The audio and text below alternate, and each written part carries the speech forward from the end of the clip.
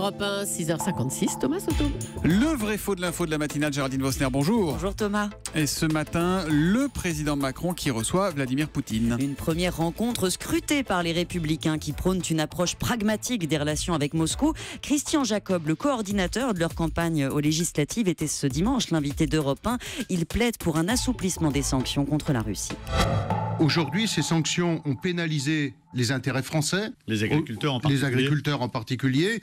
Il faut se sortir de ça. Les sanctions ont pénalisé les intérêts français, affirme Christian Jacob. C'est vrai ou c'est faux, Géraldine ? C'est vrai, Thomas, même s'il faut relativiser en comprenant bien de quoi on parle. En 2014, à la suite du référendum en Crimée, qui a décidé de son rattachement à la Russie, 37 pays en tout, dont la France, décident d'imposer des sanctions à Moscou. Sanctions ciblées, des banques russes sont visées. On interdit l'exportation de produits dits sensibles, armements, matériel d'exploitation minière.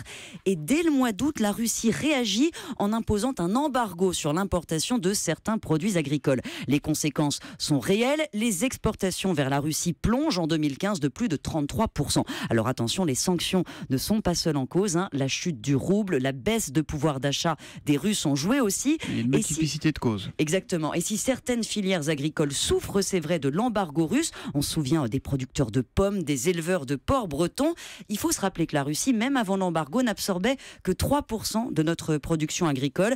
Et les filières frappées se sont redressées depuis en trouvant de nouvelles parts de marché. Donc on peut estimer le coût de l'embargo en trouvant de nouveaux débouchés. On peut estimer le coût de l'embargo pour l'agriculture en France, selon les chiffres des douanes, à 400 millions d'euros. Donc ça veut dire que les volumes ne sont pas énormissimes, mais la France perd des parts de marché, c'est ça ? Voilà, ce qui pose problème, ce sont les effets collatéraux de ces sanctions. Des opportunités se perdent, il y a une rupture de confiance que les entreprises françaises, d'ailleurs, s'efforcent de combattre.